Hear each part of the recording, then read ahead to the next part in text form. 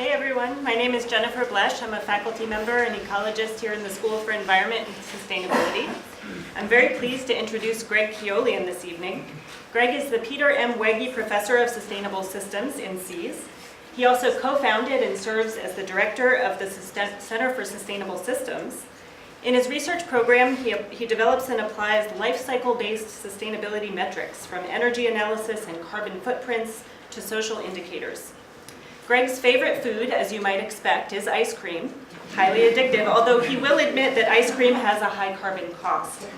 His favorite food to grow himself, though, is garlic. So tonight he'll tell us how to count the calories and carbon emissions of your diet in just 5 minutes.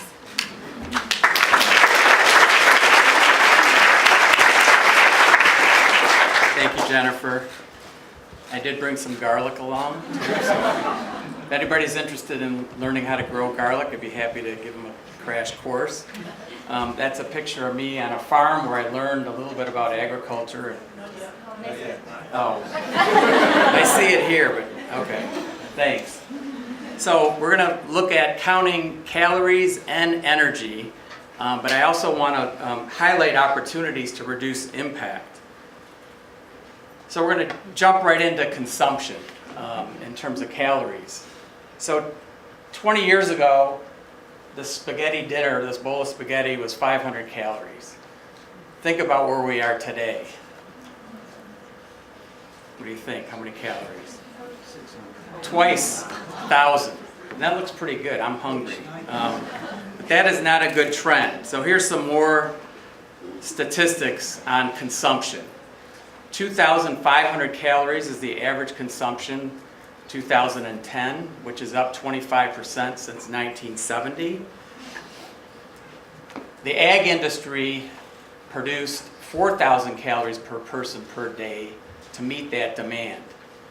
186 pounds of meat, which is increasing.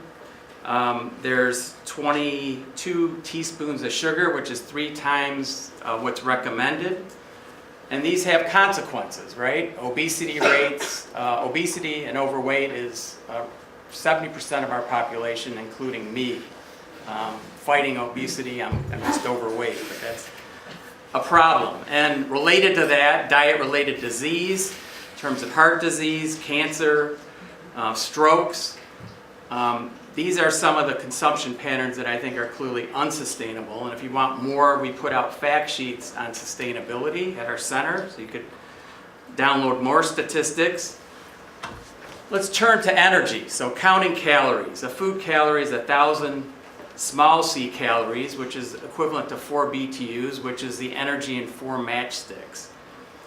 Total up all the energy going into our food system for production all the way up to consumption and storage. It's, for the food system, 14 quads or quadrillion BTUs.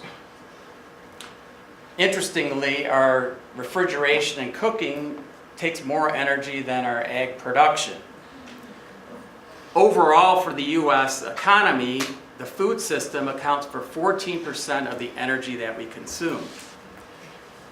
Now, this energy is going into providing our food, which has a value of 1.75 quads. So that's the energy value of the food that is provided. So there's 8 to 1 in terms of a ratio of inputs to the food that's provided for us. Okay, so think about when you have a calorie of food, the calories that are going into the fossil energy consumption is significant. Turning to waste. So this is the food waste across the supply chain, going from ag production all the way to consumption. And I want to highlight the retail availability. Of that, 31% is wasted either at the retail level or at the consumer level. And that represents 28% of carbon emissions associated with our diet. So there's a huge opportunity there to reduce emissions by focusing on food waste. Now turning to carbon intensity of the diet. So this shows you the different food groups And as you would expect, meat is the highest in terms of carbon intensity. The dark bars represent what's consumed, and the white parts of the bars represent the losses. So in terms of meat, we can focus in on beef.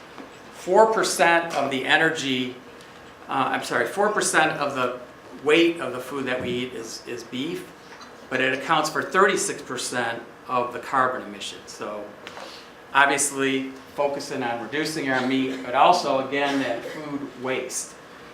If we look at shifting our diet and following guidelines of the U.S. Recommended guidelines, the green is showing you what our carbon intensity is for the different food groups, and the orange and the blue are showing you what the effect is of the shift. We're supposed to eat less meat, so we drop there, less oils, but the guidelines recommend increasing your dairy, including the ice cream. So the net effect actually is, for the 11 pounds of CO2 equivalents that we produce, shifting to the guidelines is kind of a wash.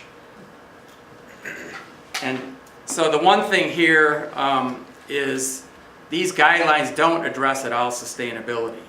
And just to conclude, consumers have the biggest opportunity in improving the food system, okay? And that is through our portions, both in terms of the food lost as well as in terms of the calories we consume. We have opportunities in terms of the food types, going to less carbon intensive foods. And current work is focused on linking nutrition and impact. And I'm interested in talking to those later on in terms of networking, on integrating other factors like addiction, cost, access to food, water use, to really look at identifying diets that are more sustainable. So thank you very much. I have some resources here.